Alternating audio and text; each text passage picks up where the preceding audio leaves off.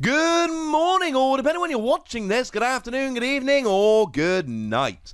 My name's Ross, and as always told out of Voice of Radio, and it's a slightly later video than planned, just because news and all lately has been absolutely nuts, but it is finally time to talk about the best new decks that are coming around in Chilling Reign. Now, the good news is that when we look at Chilling Reign, really there are three categories of new decks. I've been checking out the Japanese tournament results, seeing what's winning over there, and that really is the best indicator of what's going to end up being good over here. Yes, I know Japan has a very, very slightly different format. There's a mini set we have that they don't, so they're missing a few cards like Jirachi, etc., but it's very few and far between. So generally speaking, what's good over there should be good over here. So let's start off with Ice Rider Calyrex V Max. And I'm going for this one first because this has the best chance of actually not being good over here. Now, just to be clear, it has been winning a lot over in Japan. It has proven to be one of the very best decks around. So why don't people think it will be good over here? Well, the reason most people are giving is because it has a weakness to metal. Now, over in Japan, like I said, they're missing this mini set, and one of the things they're missing is metal goggles. And essentially, metal goggles is a pretty key card in, for instance, Zacian, Lucario, and Melmetal decks. So the theory is that because, and to be fair, these Luke Metal decks, these Zacian decks, are seeing more play over here than they are in Japan at the moment. So the theory is that Ice Rider Calyrex won't be as good because of an increased metal presence over here. It's possible. I'm not sure I buy it 100%. Now, Ice Rider Calyrex for 2 colorless energy does 10 damage plus 30 more for each of your opponent's bench. That's 160 if they have a full bench. But really, it's max lance. 2 water energy, 10 damage base, discard up to 2 energy, 120 more for each discarded. To put it simply, you put 2 energy on, you discard them both, you do 250 damage. And make no mistake about it, that is just ridiculously efficient. And the thing is, we've got a bazillion ways to get the energy on. Now, Frostmoth is one that some people are playing this with, lets you attach as much water energy as you like, but you don't even need Frostmoth. Honestly, ladies and gentlemen, Melanie will do just fine.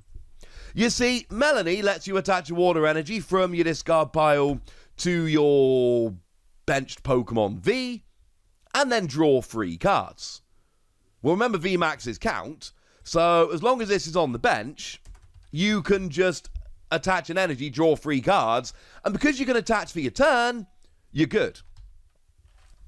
Like, you attach for your turn, play Melanie, and then that's it, you're hitting 250 damage. I cannot be the only one that thinks that's amazing. Now, I have seen some people suggest playing it with Frostlass. Frostlass, when you evolve into it, you can attach a water energy from your discard pile to one of your Pokemon, and then you would use, for instance, Scoop Up Net to reuse it. You can, absolutely. I think Frostmoth and Melanie between them will do the trick, but Frostlass is one that you do have there as an option if you like. I've seen a bunch of lists over in Japan that do actually list it as an Ice Rider Calyrex Chinchino deck. And Chinchino really here's for draw power. Yes, you can use the energy assist attack to attach extra energy, but that's your attack for the turn, and you've got so many ways to attach energy. And obviously, because you're then discarding all of your energy, Cheryl becomes a great option. Heal your evolved Pokemon, but you lose all the energy, but it doesn't matter, because you're losing all your energy anyway, so it makes it a phenomenal candidate for Cheryl. And basically, you've got high HP, you're very hard to one-hit KO, and you're sitting there doing a consistent 250. You're one-hit KOing Pokemon Vs, you're two-hit KOing VMAXs, but remember, VMAXs don't tend to one-hit KO each other. VMAXs tend to play the two-hit KO game. So you know what? Why not? Play that game. But you can use Cheryl more easily than them. I really underlooked this when it first came out. Don't. It's a phenomenal deck. Maybe the increased metal decks over here will mean it doesn't see as much success as Japan. I personally don't believe that. And even if we do, second we hit rotation, you'll be good, because metal loses a lot of its tricks. The second category of best new decks is Shadow Rider Calyrex V Max. And if we look at Shadow Rider Calyrex V Max, essentially any psychic deck wants this, and this can be used with basically any psychic stuff. So what we've got here is an ability that lets you attach your psychic energy from your hand to a bent psychic Pokemon and then draw 2 cards. So it's phenomenal draw power and energy acceleration, all built up in an ability which you can then kind of use every single turn. And then, of course, if you got multiple of these out, you can use multiple of them every single turn. So you attach loads of energy while drawing loads of cards. That's clearly a great idea. But it's also got the attack Max Geist that for 3 colorless energy does 10 damage plus 30 more for each psychic energy attached to all of your Pokemon. So if you can have multiple Shadow Rider Calyrex attaching multiple energy, you are going to win very, very quickly. Now, we did get 2 phenomenal new support cards for Psychic in Chilling Reign. We got Cresselia, which is a phenomenal single prize Pokemon and early game setupper. Is setupper a word? It is now. For 1 Psychic energy, you search for a Psychic and attach it to one of your Pokemon.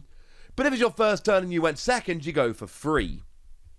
Yeah, that's going to really help you out in this kind of deck. And then for 2 Psychic energy, you do 30 damage. But if you've got at least 5 energy in play, that is including the ones on Cresselia, you do 120. Volcanion was a phenomenal setup Pokemon / single prize attacker in Fire decks. And this is basically the same for Psychic. Then you got Fog Crystal that lets you search for a Psychic energy or basic Psychic Pokemon. And you are good. Remember, even if you don't want the Pokemon, get an energy, attach it with Shadow Rider Calyrex, and draw 2 cards. That seems pretty good to me. Now, you can play this as just a straight Shadow Rider Calyrex deck, because you've got that consistency, you've got an attack which builds up really big, etc. But it works with like any Psychic Pokemon. 2 of the more distinct builds you will see is one with Mewtwo and Mew, and this shouldn't surprise anyone, right? Mewtwo and Mew is one of the obvious ones here. Mewtwo and Mew can copy the attack of any Pokemon GX or EX on your field or in your discard, and we've seen Mewtwo and Mew being good for a very long time.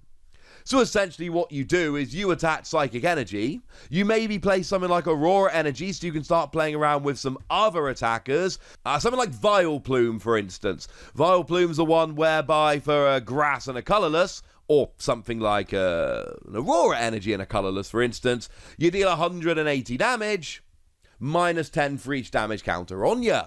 So as long as you run damage, you just do a flat 180, that's really good. So you'll probably see some of that to play some others as well. We've seen Mewtwo and Mew decks for a while. The other option we've got here is Trevenant and Dusknoir. Now, Trevenant and Dusknoir is a card which is always threatened to be an amazing deck, and in Expanded, got so good it got a bunch of cards banned. Milotic mostly. Hasn't ever really broken out in Standard. Maybe, and I've certainly seen some evidence that this could be the case, maybe this is what actually breaks this card and makes it really, truly viable in the Standard format. Now, Trevenant and Dusknoir, you're really going here for Nightwatch. 150 damage for free energy, choose 2 random cards from your opponent's hand, and shuffle them into their deck. So you've got your extra energy acceleration and your extra draw power to make sure that you can get Nightwatch going really consistently, and then giving you the option of, say, retreating if you're about to be KO'd, and then playing a different one because you can get it set up really quickly because you've got your Shadow Rider Calyrex. And like everything, like every new deck we ever see, we're going to need time to figure out exactly what the best way to play it is. But Shadow Rider Calyrex is great on its own, and it's great with Mewtwo and Mew, and it's great with Trevenant and Dusknoir, and it's going to be great with any Psychic deck coming around in the future. So, honestly, of the 3 new archetypes you want to be testing from Chilling Reign, 2 of them are the horsies. What's the third? INteleon. I didn't put INteleon number 1 on my best cards from Chilling Reign list, But I came some close, ladies and gentlemen. Like, there were drafts of my top 20 list where INteleon was number 1, and then I remembered I'd called Shadow Rider Calyrex the best card we'd seen in years, and I switched it back to number 2. But make no mistake about it, this INteleon is phenomenal. No one cares about the attack, but the ability says once during your turn, you may put 2 damage counters on one of your opponent's Pokemon. And this is amazing, because it's extra damage. And it's once per turn per INteleon. And if you've got multiple INteleon, you can use multiple INteleon. Now, one way to get this out is with Rapid Strike style Mustard. It lets you put a Rapid Strike Pokemon from your discard pile onto your bench and draw 5 cards, as long as it's the only card in your hand. So you can play an INteleon straight from the discard pile without having to do any of that evolution malarkey. That's clearly a good thing. But you can also just evolve up manually, because don't forget that the Sobble from Chilling Reign has got a really nice attack that lets you search your deck for free Rapid Strike Pokemon and bench them. So basically, if you start with a Sobble, you can get all your other Sobble out and bench them straight away. We've then got the Drizzile that came around in Sword and Shield. When you evolve up into it, you get to search your deck for a trainer card and put it in your hand. That's a bit of an advantage. And then we've got the other INteleon that you may want to play as kind of a 1 or 2 of, because when you evolve up into it, it lets you search for 2 trainer cards and put them into your hand. Again, we are playing with the Rapid Strike INteleon. We are playing with the one from Chilling Reign. But that does not mean that we cannot also have a play around with this one as a 1 or 2 of for a little bit of extra consistency. So INteleon drops extra damage counters, really nice ability, but we're going to need some main attackers. Well, over in Japan, I have seen many different ways we can play this deck. One of them, of course, is with INteleon V Max. I mean, it's always nice to play with INteleon V Max and regular INteleon, but INteleon V Max, the main attack here, does 160 while doing 60 to a bench Pokemon. Or, for 1 energy, 60 damage with a bit of energy denial. So you can actually start playing around nicely here. You even got INteleon V that does 40 to one of your opponent's bench. And that can add up with this as well. So it's spreading damage around, and that's kind of cool. Or you could play it with Dragapult V Max that does 130 to the active, but also drops 5 damage counters on your opponent's bench Pokemon in any way that you like. And then, of course, you combine that with INteleon to get a whole bunch of bench KOs, which honestly sounds like an awful lot of fun. I've seen it played with Rapid Strike Urshifu. Again, you've got all the Rapid Strike stuff anyway, so you can have a play around with that. But you've also here got the attack that lets you do 120 to 2 different Pokemon, active or bench. So if you're doing 120 to 2 different Pokemon, having INteleon dropping extra damage counters seems like a pretty gosh darn good idea. I've even seen it with Ice Rider Calyrex V Max, because you're doing enough damage, but you're not quite one-hit KOing V Maxes, so you can help to bridge the gap in that regard. And my point, ladies and gentlemen, is that it doesn't really matter which one of these you go for. It is going to take some time and some testing to figure out which of these is the best. But my point is that there are multiple new archetypes that can come around because of INteleon, and I don't know which of these are going to end up being the best, but I do know there are many of them. If you want to start testing new decks that are coming around in Chilling Reign, you really do need to focus on the categories of Ice Rider Calyrex, Shadow Rider Calyrex, and INteleon stuff. They really do seem to be the standout stars from Chilling Reign, so I suppose that's what we're going to be seeing in the future. But now, ladies and gentlemen, I want to hear from you. I want to know which decks you think we're going to be seeing in the future. I want to know if you think any of these really are overpowered compared to the rest, or whether any of these are just not good enough, are slightly overblown, are only going to end up being good over in Japan, etc. So let me know in the comment section. Go nuts! Be nice! And then make sure you like this video, subscribe to this channel, follow me on Twitter at TheWasi, and Twitch for some live action at twitch.tv/PTCG Radio.